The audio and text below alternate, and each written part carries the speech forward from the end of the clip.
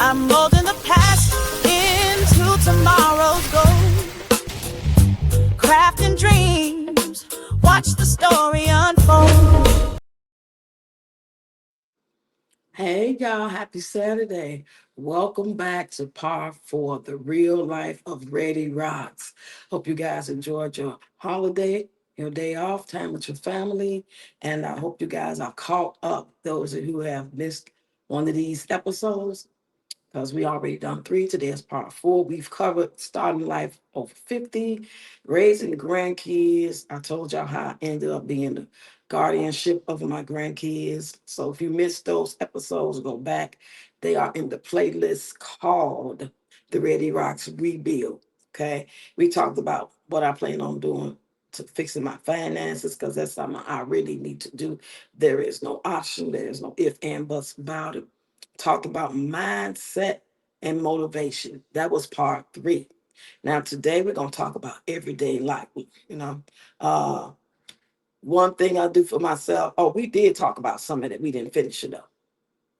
Uh, the next question is, how do you handle feeling overwhelmed?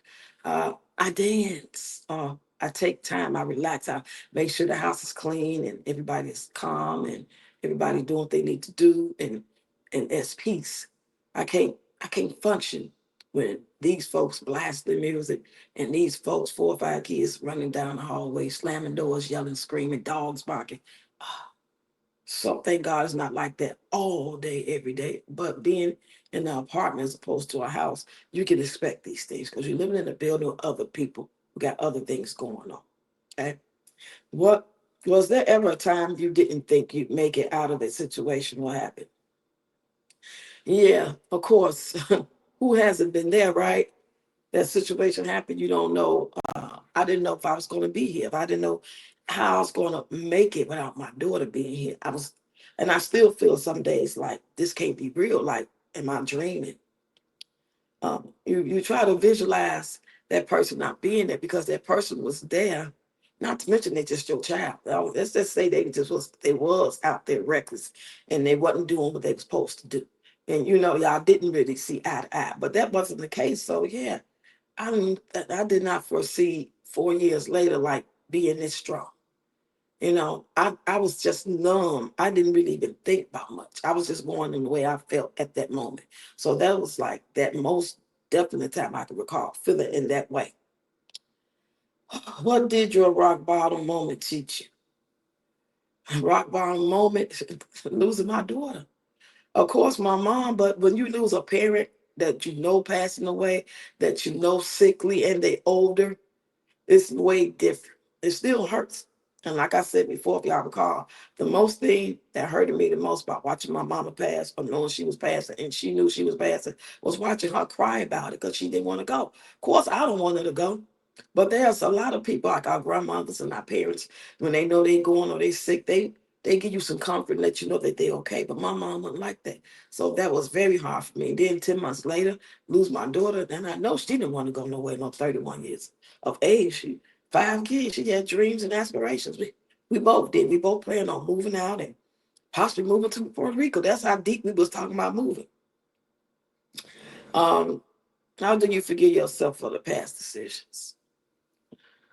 Oh my God. Now that's a question right there. I don't really uh it's not like I've forgiven myself because I haven't, but it's not like I dwell on it. I don't stay that long. Because I feel the way like if everybody go through the if I coulda, woulda, shoulda, right? Haven't you all been there? If I only had a listen, if I only had a did it this way, if maybe if I hadn't brought her this way, we'd have just stayed in Bloomington in the first place. You know what I mean? That decision, and I said that many times before to myself, but then also the other side that got the logical thinking is like no matter if you had to stay or not, people gonna do what they want to do. They make decisions. Sometimes they don't mean no harm. They try and do the best they can. They forgiving. They are kind. They compassionate. They give people chance after chance after chance, and that's who she was. And so being here or being there, if she was going to run into that same situation, different person, different face. Who knows? She might still met that same person. even though we never moved. So I tell myself both sides. What would you tell a younger you who didn't see this life coming? Oh my God. I've done content about that. I've done little skits, like little, little dances, and the titles will be saying stuff like that. If you guys have actually called it before, because I put out so much content. But I would tell myself, girl, don't have no kids at all. That way you won't be feeling obligated and attached. That attachment in any relationship. Okay, we talking about any relationship. But if I was going to have it, I most definitely would rather have it with my kids than some man, some marriage. I don't care how good it was, whatever. I don't want it. I don't want that responsibility in because once they in your life, we talking about people, period, but we're talking about my daughter. If I knew this was coming, I would have said, God, please don't let me have no kids. Because I don't want that feeling. That's a horrible feeling that brings some beautiful life through your vessel, your baby, part of you, part of them. A gift, bring you smiles, joys, ups and downs. And then you to know that I will only have 31 years with her and she will go out the way she did. I would have just rather not had no kids at all. But it ain't up to me. It's God's will, right? We all here for a purpose. I understand that too. Uh, how do you still show up for yourself as a woman, not just a caregiver? Well, I get up and get myself together, like I did today for this content, because y'all know it's too hot to be outside in this. There's no way I'm going to be outside in this dress. Now, if the weather like got down to like 70, 72 this evening, I had something to go to, I would probably wear it then. But I'm talking about like going outside and it's like 90, 100 degrees. There's no way I would wear this. I would wear this style dress, but this material, no. Get the kind of similar top. I like to buy myself little cute outfits. I like to buy myself wigs. I like to act out and heal through doing content because it takes me back to a good place when I was a child, when I was a teenager, when I was a younger woman, and the things that made me smile, you know? So that's why I like to do content. I'm so glad I wasn't forced to like learn how to do content. I have to learn in which way to place it and what I'm saying, what's times and the hashtags and all that stuff. But the actual gift of doing content, do the dancing, doing the skit, I just need a little help here and there so it can be more smooth, more professional. But other than that, the hard part is pretty much over. Thank God for that. That's what I like. You say, what does being a Black woman over 50 mean to you? Man, that's a lot of responsibility. Okay. Being a Black woman and over 50, being a Black woman, okay? That's one responsibility right there. To not fit the stereotype, not to like go out your way and just try to prove I'm not like them. No, I'm not saying that, but just be naturally who you are, who you should be, who God called you to be, who the creator of heaven and earth called you to be. Now you over 50 as a Black woman. You ain't got no business, no excuses. You know what I'm saying? To be slipping to the point where you looking like you 20 and you fitting stereotypes and you're not trying and you're not acknowledging, you're not taking accountability. It's always them, him, him. I take responsibility even for my failed marriage, even though I know I wasn't the one who made it that way. But the way I reacted was just like I didn't give a shit. Maybe I should have been a bigger, better person in the way I reacted to it and the way I used the language. And when I said bitch ass nigga and stuff like that, because I said it. Yeah, I did. Haven't said it in years because I don't care. But in the beginning, yeah, when them arguments was sitting, you know, I shouldn't even married him. But I married him out of fear. Yeah, I did. I didn't get married for love. I'll be the first one to say it with my whole chest. I don't give a damn how I sound, how I look. I got married for security. First time I got married for love. Second time I got married to secure my spot so I would not be trying to get put out. Police keep being called, have some type of security, God forbid, if he had just passed away or died or left, you know what I mean? That's what I was on. Yes, and I don't regret it. We got to do so. We got to get something out of it. You got to think about the future. You got to think about how you gonna make it tomorrow. How you gonna make it if this person up and leave you? What your plan be? You got to have all that stuff together. But I relied on somebody who I thought was my ace coon boom to become my husband. So I thought I had it double good. All the while he was faking and shaking. But it's okay. I take my responsibility. I should have just went on and just stuck it out until I could go without the match. But I was too afraid that that would take too long. And in the meanwhile, he'll keep trying to put me out and one day be successful at it. And with all them kids living with me and my daughter not having a place at the time, that's what made me lead to that decision. How are you reclaiming your voice and identity in this new chapter? Standing on what I said, because I'll say it what I said, because I'm only going to do these videos for 15, 18 minutes, and I'm going to make it too longer than that. Uh, I say what I say, and I'm glad some of you guys get in the comments when I make little videos or go live and say things, but just like what I'm about to say now. It's okay to say no. It's okay to be who you are. People not always going to agree. They're going to, say, well, you do this and you do that. You should let them kids, and you know what I'm saying? Stuff like that. Why them kids? Woo, woo, woo. But they don't understand the whole picture of who these kids are and why I feel the way I feel. And I would rather be safe than sorry. Like for example, some people feel like the kids should be most people feel like it's okay for homeschool because we know so much more about what's going on in the world in the school system. So I don't get a lot of flack about that. But well, it was a time, you know what I'm saying, when I first started, yeah. But some people might feel like they need social skills. They need to be around other kids. That's like saying you need to be around all these folks in the street, the drug dealer, the messy girl, the drama queen, the finesser, the boss that don't mean you no good, gonna use you, gonna dock your pay. You know what I'm saying? That is not true. Do they need social skills? Yeah. Do they know how to interact? But they don't need to be like a way of life. It don't have to be like every day they're around these people, they're around these kids, they do this, they do. Yeah, I believe people need to interact and you know what I'm saying, and find you a good group. But it's just like anything else, it takes work. I'm not just gonna throw my grandkids out there to the wolves just because they should be around other kids so they can get sick from all them coffins and shit on them, coughing on them and bullied and talked about and come home talking about they want to unalive themselves and they feel depressed because such and such hit them. And I'm not going through, I ain't had to go through that since they've been homeschooled.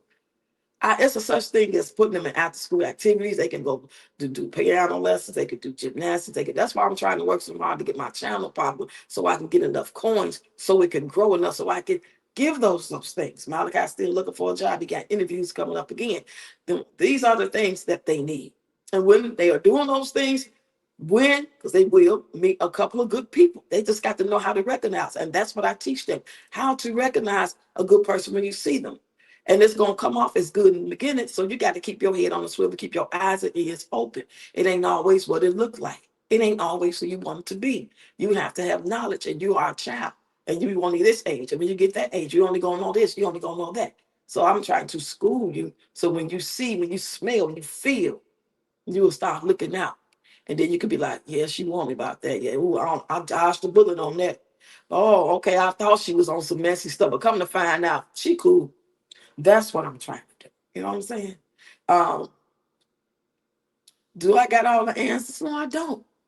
But I stand on what I believe. If I believe that the way I'm raising them is right, and I don't want nobody interfering in my peace, and I didn't move down here to start paying all my own bills and build my own life from the ground up just to be interrupted but madness what other people got going on. I'm supposed to say, oh, you right, let's just stop what we doing, or we're gonna get ready and come and go with y'all, and your life mess, and your kids ain't disciplined, and your house ain't in order.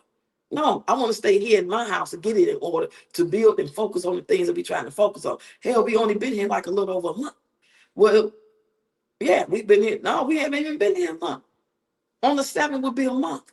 Now I've been down here since May 22nd, but that's not the same as being in your own place and starting to build it up and get it together and working on your content and budgeting the money you do got coming in, and you're going to go shopping and you need to do this. You got to be on a strict budget. It's a lot of things going on that we don't really know about, things we're hearing about. We don't know what it's going to end up like. We don't know how hard it's going to get for us. I'm not going to take for granted. And the last thing on my mind is trying to be friends with somebody, or my grandkids being friends with people.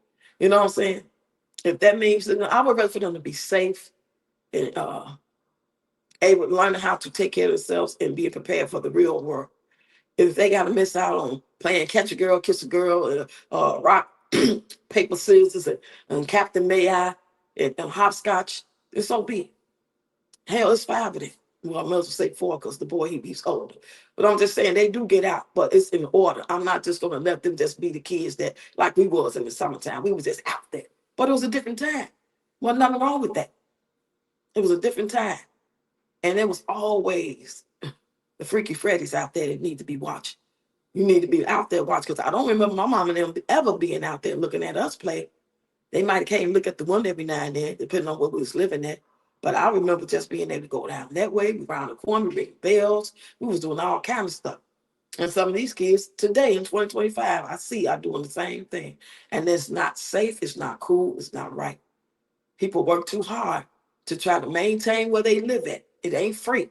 They going to work every day, or they receiving some benefits, or whatever they doing. They doing content, whatever they doing to be able to pay them bills. It's not fair for people to have to endure your unsupervised ass badass kids, and then they want to bully somebody else's kid and stuff. I made a video talking about some of that yesterday. So if y'all haven't seen that video, go check it out. Check out my shorts. I'm focused on long form videos as of today, y'all, just so y'all know. Throughout this whole month of July, while I'm doing this series, part 5 will be coming up tomorrow. I'll be focused on long form videos, and I may do 1 or 2 shorts a day, or every other 2-3 days. It's not going to be the 5, 7, 10 shorts I usually do. I'm trying to see if my channel will grow, and I can kind of like twist this thing around to get the views I need, so I can make the money I'm trying to make, so I can really let these kids grow. Because we talking about art classes, painting classes, gymnastics, piano lessons, karate. We talking about things, boxing classes. These are the things that they want to do. I can't afford to do it with just the income I got. Thank God I make enough income to provide for them to have a roof over their head, food in their belly, lights, okay, and a phone. Those are the main things, other than toiletries, since we got to take baths and stuff. But all the extracurricular activities that they deserve to have and need to grow, they need that. They going to meet the kids along the way. They going to grow. That's going to come. That ain't shit they missing out on. What's the point in having your kids around a bunch of kids every day outside? They ain't learning nothing. Being influenced to do whatever. Let them go to your house. The next thing you know, that's how you have cases where some kids go in their daddy room and they pick up that thing. And next thing you know, your kid over there and get hurt. You know what I'm saying? I think about all that. My head is like, y'all already know that, no. So we're going to end this episode. It's getting loud in the hallway. I'm going to end this episode. And the reason why this hasn't dropped is I'm on my phone. Shout out to my girl, Jess Devon, for showing me how to get on here on my phones. Shout out to her for all the gems she's dropping, all the help she's giving me, and those beautiful songs, those different versions of the songs. Y'all get in the comments and show Jess Devon some love. If you're not subscribed to her, go ahead and subscribe to our channel, y'all. I'm going to talk to y'all tomorrow. Y'all enjoy y'all wonderful Saturday. Bye.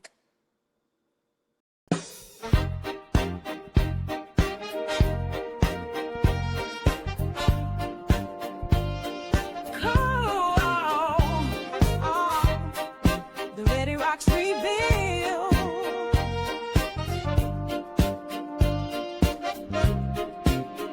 Come on in, like, comment, and subscribe.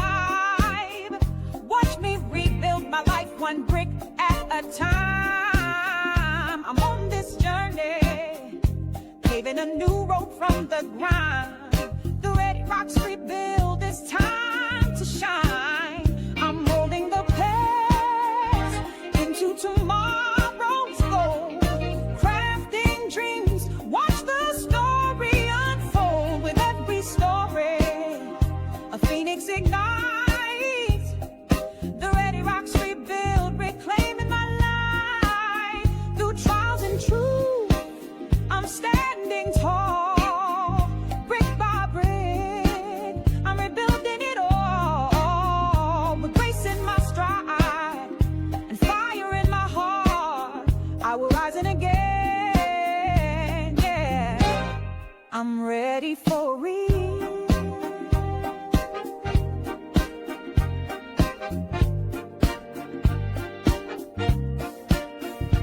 As I raise my grandkids and pass the torch, building their future on the sturdy foundation. Follow my journey, I'm molding the past into tomorrow's gold.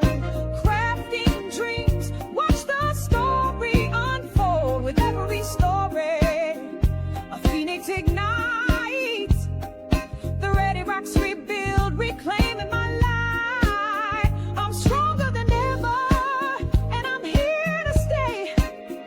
So follow my journey, I'm leading the way. Like, comment, subscribe, be part of the field. The Readyroxx rebuild, and I'm ready for real. Looking forward to seeing you all starting July the 1st, 2025 with